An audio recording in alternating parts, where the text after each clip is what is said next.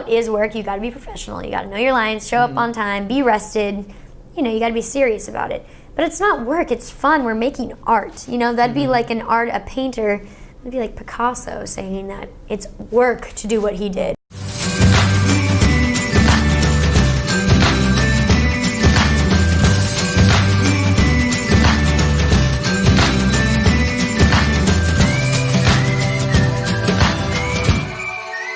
Of course. I mean, over like the years, like I've always taken acting classes, and I kind of do them for a year, and then I'll take a year off and do some other weird thing with my life, and then do them again. And I'm still in acting class. I go every Tuesday.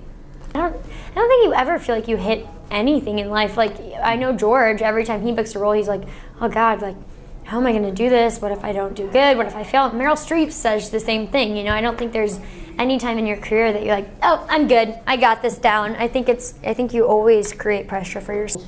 Yeah, of course. I mean, if you have like, you have to be confident in yourself, but you can't be overly confident, because then that shows. And generally, I think the reason why a lot of actors are really good is because they're so nervous that they have to rise to the occasion every day. And I think that instills a lot of confidence in people in the moment, because they have to get it. But I don't think that people just kind of show up to set knowing that they have it all. And when they do, I think it shows. My approach to acting is like, I literally do I don't do any research unless it's an era, a time era piece, or unless it's an actual mock character of a normal or of a human being that existed. That's not me singing, that's Daphne singing. That was definitely a specific decision to make my voice sound a certain way. I don't think that Daphne necessarily had a lot of confidence singing, so I wanted to portray that. Oh no, I've said too much. I've said enough. It's those small things those are the bits that I feel like really build characters for me to understand them better. It's not about thinking if I'm going to react differently with Sebastian than I am with Jamie. It's Jamie elicits a different energy from me, and Sebastian elicits a different energy from me. Good.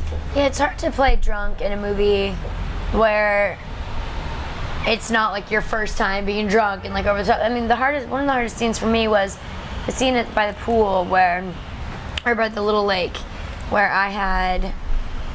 it was like sort of Amy's first time drinking, and she like took quite a few sips from a flask.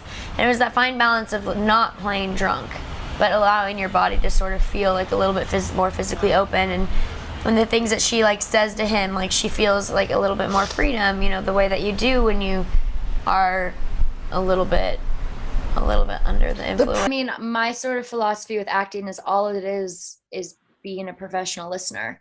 I don't think there's really much else to it. And I'm a professional listener. I mean, if you're in a scene and you professionally listen to what the other actors are saying, and you're present in the moment, the emotion or the truth of whatever the moment is will naturally be evoked. You don't have to think about it. It just is there if you're truly listening. Just like in life, right? You react to me based on what I say. I react to you based on what you say. So that's kind of my approach to acting, and it's fun. It was never something I wanted to do to be on a magazine. Never something I wanted to do to make money or to be the ridiculous F word, which in my books is famous. I wanted to do it. Not Ellen Barkin. I wanted to do it because it was fun, and it still is that way. I mean, the day it becomes tedious or the day it becomes something that I feel like I have to do for any reason other than the fact that I'm passionate about it is the day I don't want to do it anymore.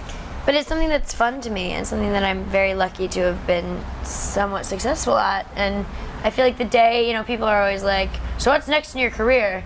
And the day that you start thinking of it as something that like you have to do, or something that you have to like pigeon yourself into this like career of being an actor, at least for me, like it's something I do for fun because I love it and I take it so seriously. But the day that it becomes unfun or something that's stressful or something that I feel like I have to do in order to like climb this rope or ride a wave or any of those sort of gross sayings that people say, is the day I will quit. Because if it's not fun, then I'm not doing justice to a role, and the role is not doing justice to me in my personal life. So you hear so much about strategy and about, oh, Shay, you're on the wave, you gotta ride it, you know, you gotta ride it while it's on, you gotta do this and that.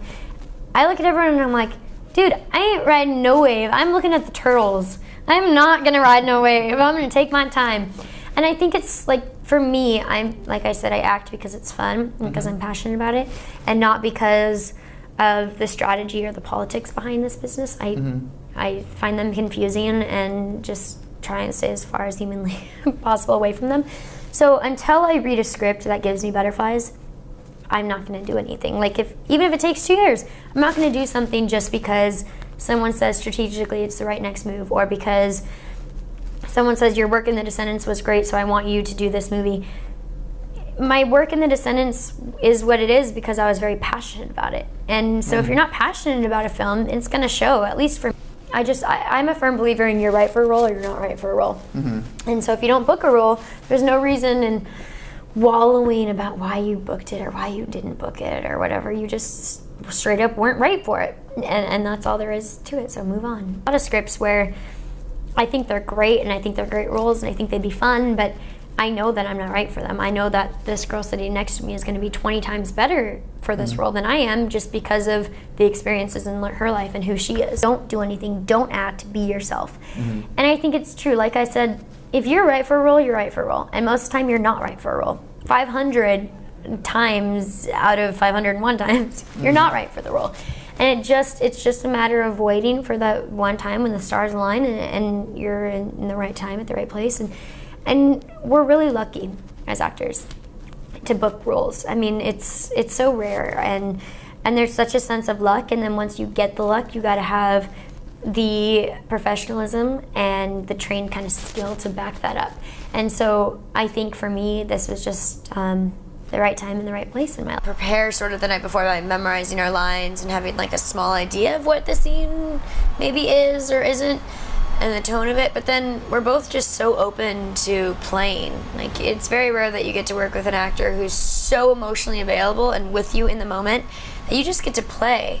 And that's what it was like working with him every single day. Like, the script was so good that we didn't steer very far from it, but there were moments where James allowed us to improv a little bit, and we naturally had a very good flow because both of us were able to just sort of take whatever happens and let it happen, instead of having a preconceived notion of what a scene should be or shouldn't be. Yeah, a lot of actors say that they don't like to watch themselves, and I get it, I respect it, but I don't understand it. Because for me, when I watch granted on Secret Life I don't watch myself because it's won 4 seasons now, and it's just different. But with this movie, I do like watching myself because it's like your own report card. You're, at least for me, I'm my best critic. So if I watch it and I cringe and think, why did I choose to do that there? Or what was that face supposed to signify? Or that scene was good. It's me remembering and kind of growing as an actor and an artist. And so I totally enjoy watching, obviously not in excess. I don't watch myself over and over again, but I do enjoy kind of critiquing myself and learning from it.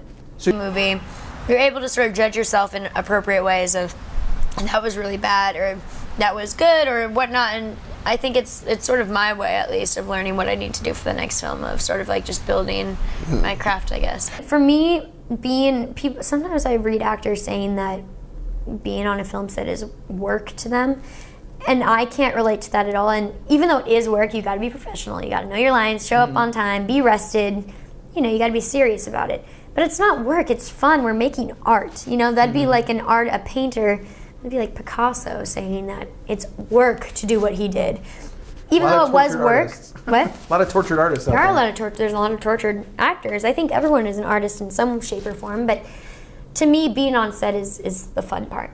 And then the press and the talking about it, this is the work part. And it's fun to talk about. I'm really passionate about it. But it is work. You have to know what you're talking about, and you got to present it in a way that's